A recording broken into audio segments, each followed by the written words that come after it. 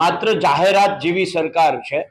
ખેડૂતોને કેવી રીતે હેરાન પરેશાન કરવા, ખેડૂતો કેવી રીતે ખેતી છોડે અને ખેડૂતો કેવી રીતે બરબાદ થાય, માત્ર એના પ્રયત્નો કરે છે। આપ સૌ જાણો છો કે 10 ઓગસ્ટ 2020ના દિવસે પ્રધાનમંત્રી પાક વીમા યોજના હતી એ બંધ કરી દેવામાં આવી।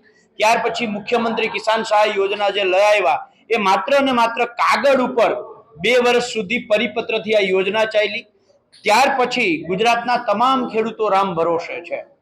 જાહેર માધ્યમોના માધ્યમથી ગુજરાતના નાગરિકોને તમે કાર લઈને જાઓ છો અને તમારી કાર જેવી રીતે ઠોકર લાગે અને એનો વીમો થાય એવી જ રીતે ખેડૂતના ખેતરમાં રહેલા પાક એની ઉપર દુષ્કાળ પડે, અતિવૃષ્ટિ થાય કે કમોસમી વરસાદ થાય તો એના માટે ખેડૂત પ્રીમિયમ ભરતો હતો અને પ્રીમિયમના આધારે એને વીમો મળતો હતો।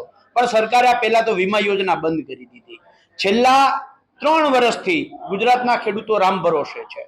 આ પરિસ્થિતિમાં માર્ચ 2023માં જે કમોસમી વરસાદ થયો એમાં સરકારે લગભગ 2 મહિના સુધી સર્વેના નાટકો કર્યા, 3 કે 4 પ્રેસ કોન્ફરન્સો કરી અને છેલ્લા 2 વર્ષથી સરકારને જ્યારે પૂછીએ માર્ચ 2023નું કમોસમી વરસાદના પેકેજનું શું થયું તો એમ કે પાઇપલાઇનમાં છે।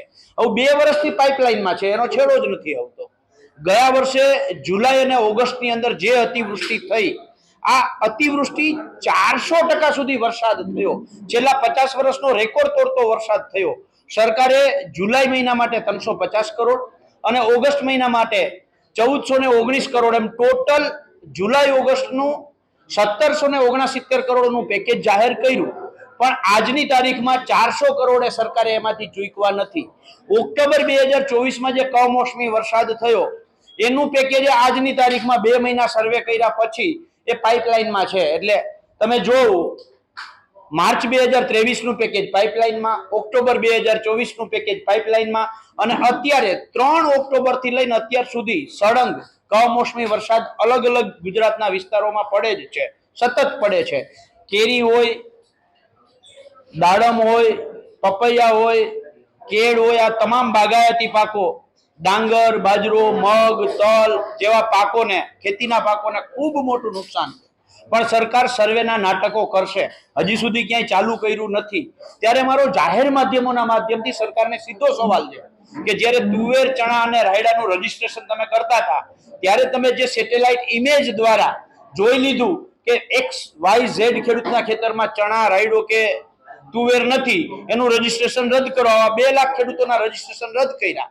તો જેવી રીતે તમે 24 કલાકમાં નક્કી કરી લેતા હતા ચણા, રાયડો કે નથી વાવેલો, એવી જ રીતે અત્યારે એ સેટેલાઇટ સિસ્ટમ તમારી ક્યાં ગઈ છે? એનાથી 24 કલાકમાં ચેક કરો કે ખેડૂતના ખેતરમાં રાયડો છે, ખેડૂતના ખેતરમાં તુવેરનું નુકસાન છે, ખેડૂતના ખેતરમાં આંબાનું નુકસાન છે, તલનું નુકસાન છે, કેળનું નુકસાન છે, ચેક કરો અને ખેડૂતોને તાત્કાલિક વળતર આપો। આ નહીં કરે સરકાર।